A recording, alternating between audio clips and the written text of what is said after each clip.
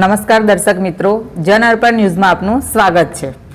નશાકારક વનસ્પતિજન્ય માદક પદાર્થ ગાંજા સહિત કુલ કિંમત ₹50,810ના મુદ્દામાલ સાથે એક વ્યક્તિને પકડી પાડતી વડોદરા ગ્રામ્ય એસઓજી।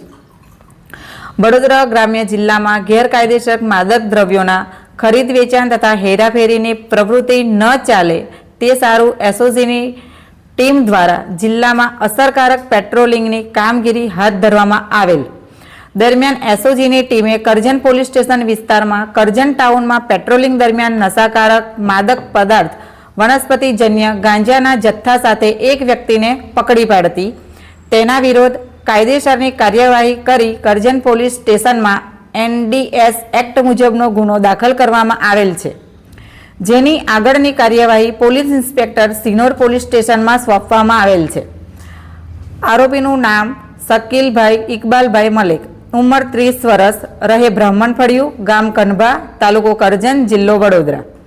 પકડાયેલ મુદ્દામાલ કુલ ₹50,810 નશાકારક માદક પદાર્થ વનસ્પતિ ગાંજો, કુલ વજન 1,920 ગ્રામ, જેની કિંમત ₹19,200, એક્ટિવા જેની કિંમત ₹25,000, મોબાઈલ ફોન નંગ 1 જેની કિંમત 5,000, રોકડા ₹1,010, ઇલેક્ટ્રોનિક વજન કાંટો કિંમત ₹500, એક રાખોડી લીલા કલરની બેગ જેની કિંમત ₹100।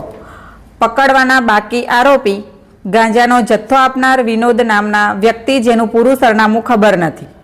આમ એસઓજી વડોદરા ગ્રામ્ય દ્વારા સામાન્ય જનતા નશાથી દૂર રહે તેમજ યુવાધન બરબાદ થતું અટકે તે સારું અસરકારક કામગીરી કરી નશાકારક માદક પદાર્થ વનસ્પતિજન્ય ગાંજો ઝડપી પાડવામાં આવેલ છે। આવા જ નવા સમાચાર જોવા માટે જોડાઈને રહો જન અર્પણ ન્યૂઝ સાથે। અમારી ચેનલને લાઇક કરો, શેર કરો और सब्सक्राइब करो। धन्यवाद।